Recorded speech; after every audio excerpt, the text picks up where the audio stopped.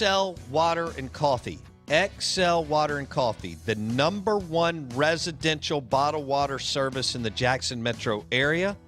Water to your door for your family. Yes, please. Go to wateratmydoor.com, wateratmydoor.com, and get 50% off your initial order with discount code BOUNDS. The #1 residential bottled water service in the Jackson metro area. XL Water and Coffee. The site is wateratmydoor.com. Get 50% off your initial order with discount code BOUNDS. We're live in the Bank Plus studio. Mike Detillier, NFL insider, WWL Radio TV New Orleans, joins us on the Miller Lite guest line. Mike, as you read the tea leaves, and you've got great sources within the New Orleans Saints organization, if you had to call it today, are they going to ride with Jameis Winston, or are they going to try to pull something out here over the next few months and go another direction? Well, I think they're going to try to cut a deal. I think that's Sean has already sort of laid his cards on the line, and he would like to re-sign Jameis Winston. So we'll see how that works. But my question has never been, do the Saints want Jameis Winston back? The big question mark I've always had is, how much Jameis Winston wants the Saints? Because I've always flipped it. Sean has told virtually everyone that is willing to listen, the next quarterback on this football team is in the room now, and he's Taysom Hill. So if I'm Jameis Winston, I'm saying, okay, coach, you've told everyone that your next quarterback is Taysom Hill. And last year when you had an opportunity to play me, you went with Taysom. Now, Sean, and he'd have been a great college recruiter, Bo. Believe me, man, he got the BS for it. He can flip that and say, well, listen, Jameis, got to understand, when I said that, you weren't in the room. Okay? So you got to understand how Sean works. But he's great at it. No, I'm telling you, if he were a college coach, they would be either 1, 2, 3, or 4 every year in recruiting. Man, he does a great job of selling, the program to players. So I think first and foremost, I think he'd like to bring back Jameis. The big question has always been to me, how much Jameis feels comfortable here knowing that you have publicly, privately, whatever, said the next guy is in the room, and it's not me. So we'll see how it can be worked out between the two sides. And in this quarterback frenzy, maybe Winston feels maybe I can get a little bit more somewhere else. And that other head coach hasn't said the next quarterback's in the room. All right, so let's assume they can't get a deal done, and Jameis decides he wants to be somewhere else. You and I both know Taysom Hill's not the answer. I don't care what Sean says, but correct. All right, correct. Then what? Let's just say that happens. Then what direction could the Saints go, Mike, at QB? This has stuck in my mind since the draft class in which Sam Darnold came out. He, at that time, spoke in volumes of, if I had the first pick, it would be Sam Darnold. I think there is no question he's the best quarterback in this draft class, and I think he can be a star player. He said it 2, 3, 4 times. Now, it's always stuck with me because Sean is a very open coach about players. And a lot of times he says things because he really believes that. And that is stuck in my head, that he didn't have to go that far with Darnold. Okay, one, the Saints weren't going to go that high to get him. They didn't have the capital to do it.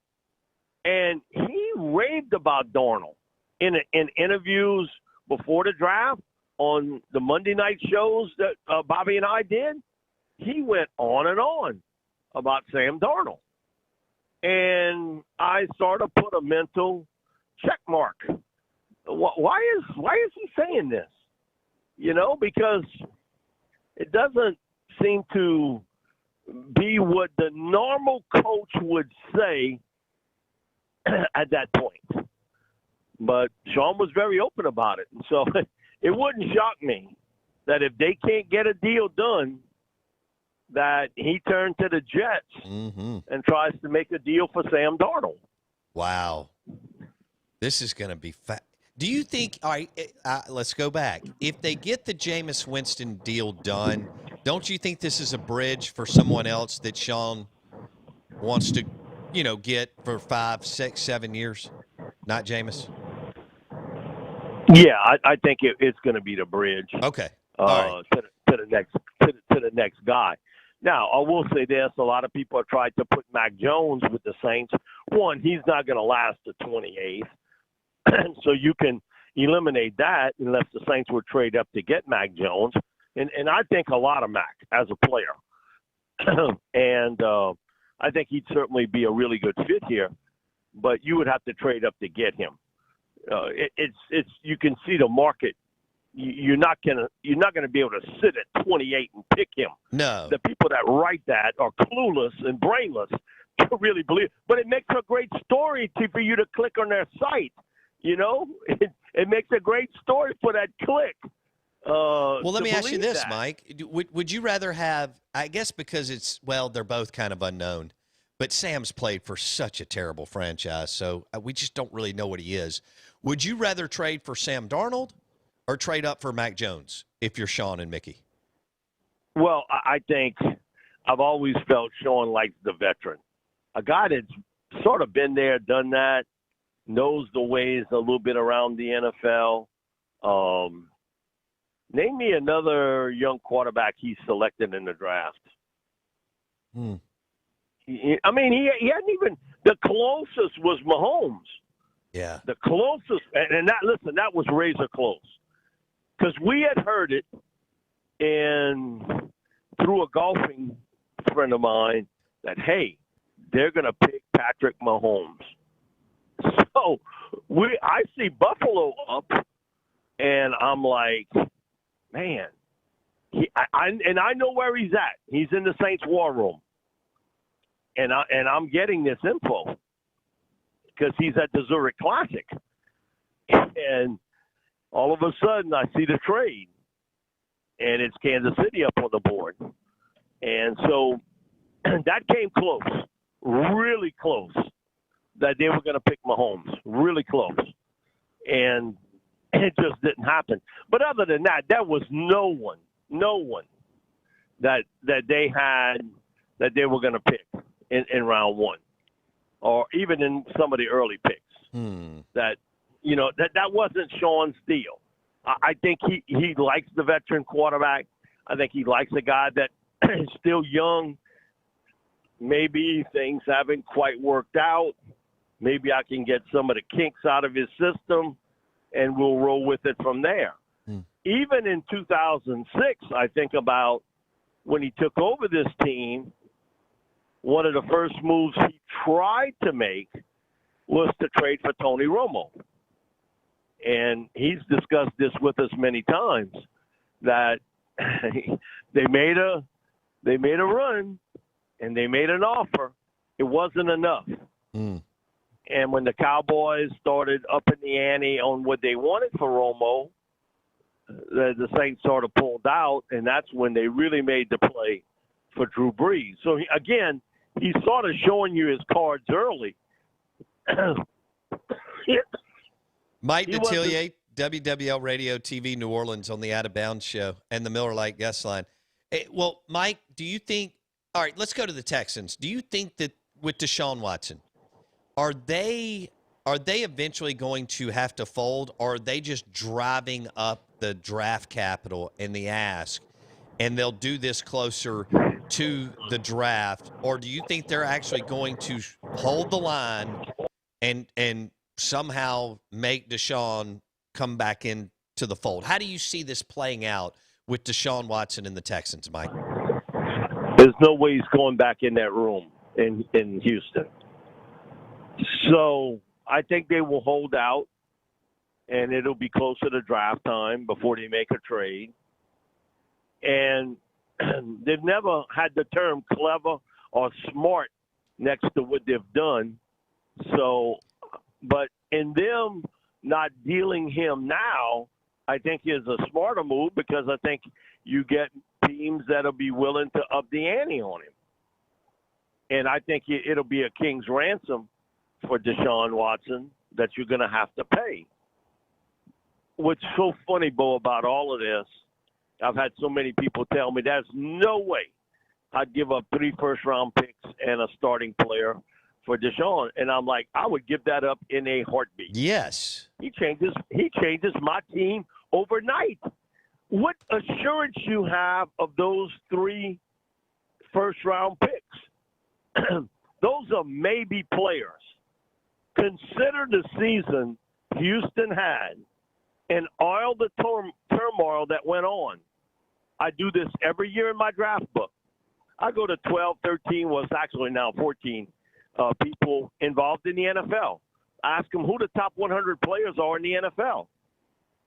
I'll give you a guess. Where do you think Deshaun Watson ended up on that list of 1 through 100?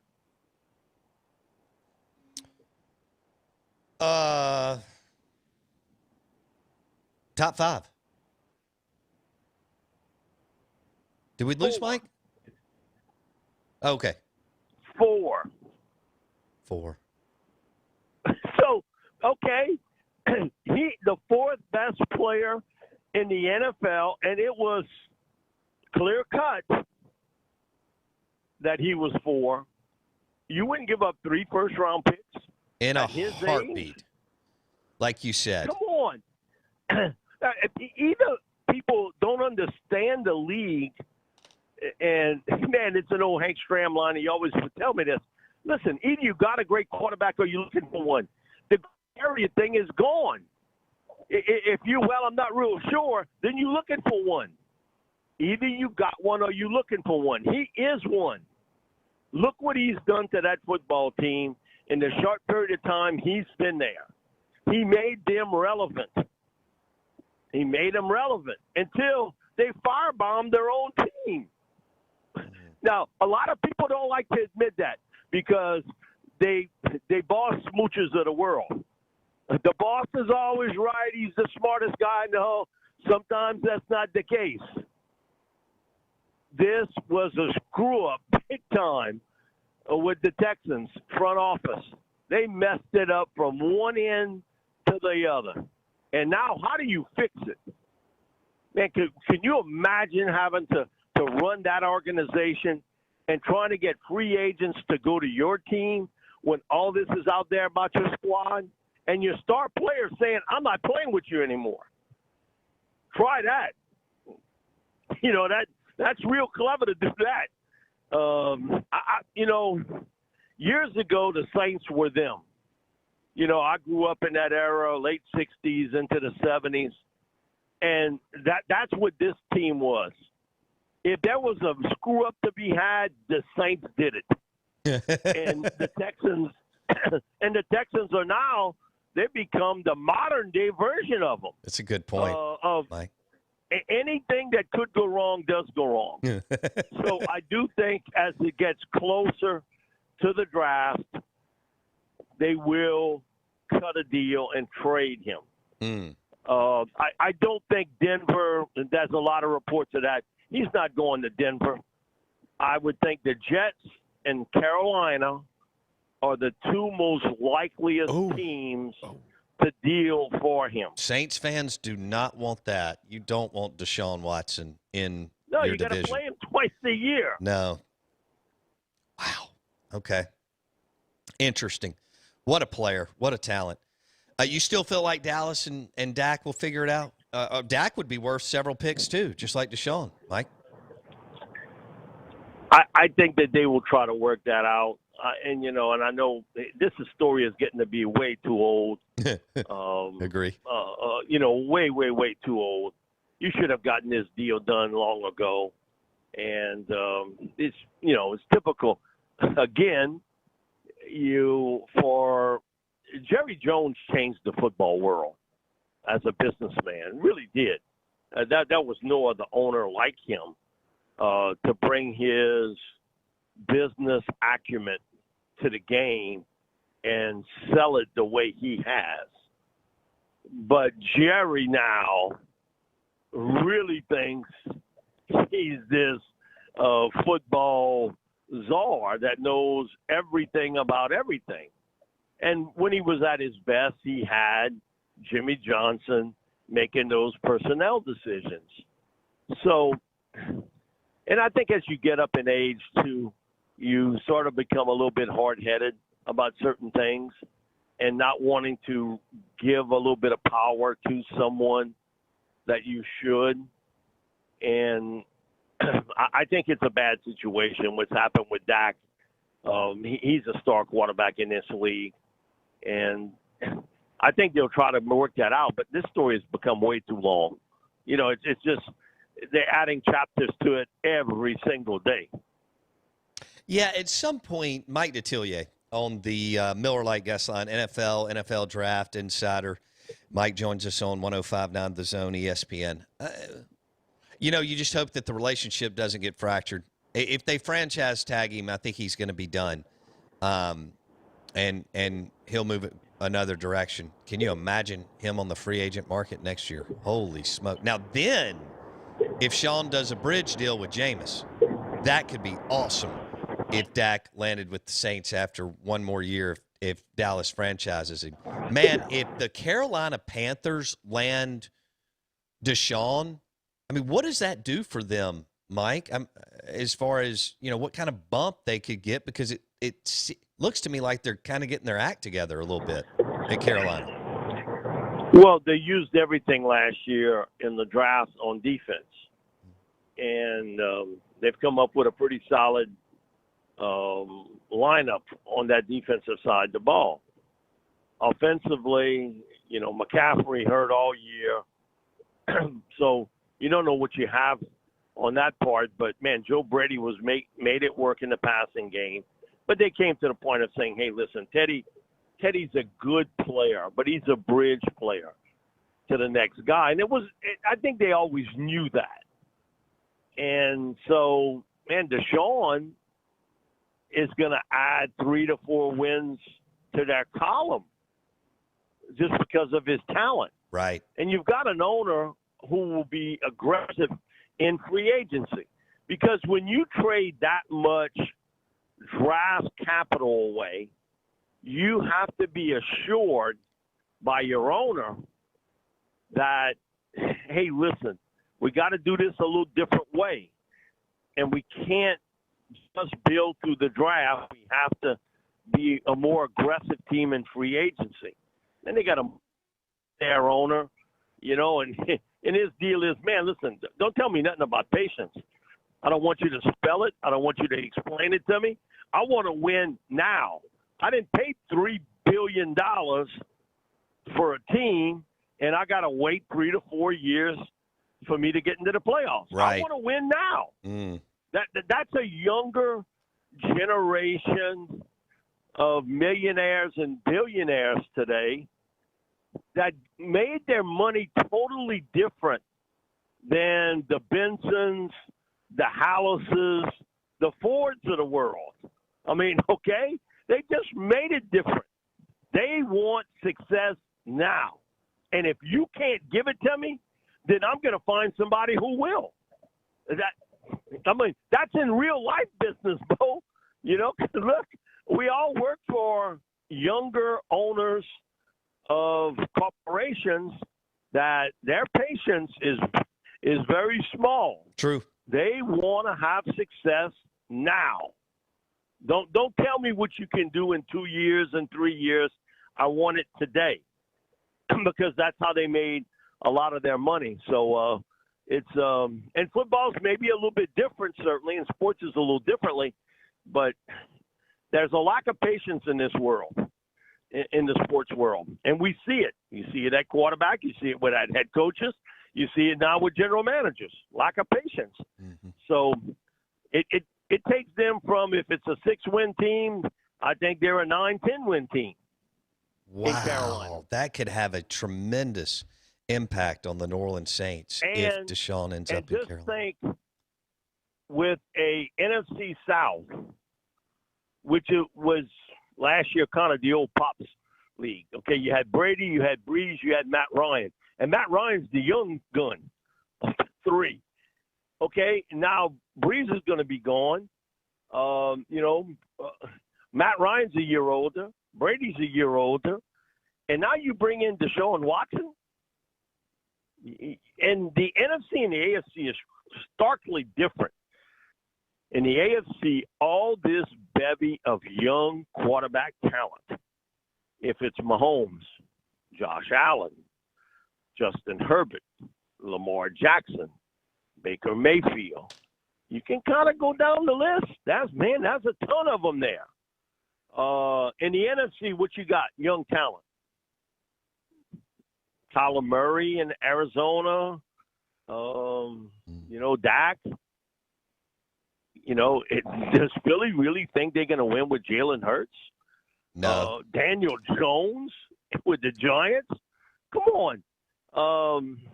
It's a stark difference how the NFC has turned more toward the veterans. Matt Stafford now in Los Angeles.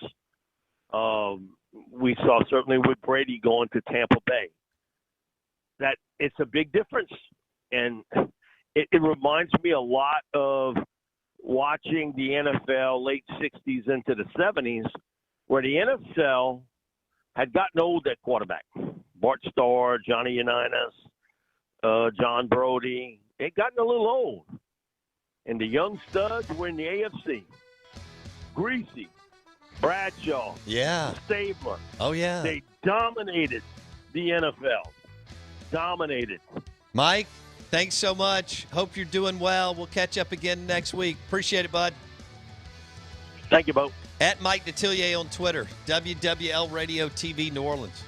The Out of Bounds Show is brought to you by XL Water and Coffee, the #1 residential bottled water service in the Jackson metro area. Water to your door for your family. Go to wateratmydoor.com. That's wateratmydoor.com and get 50% off your initial order with discount code BOUNDS. That's discount code BOUNDS. Wateratmydoor.com. Doesn't that sound awesome? 50% off your initial order. Discount code BOUNDS.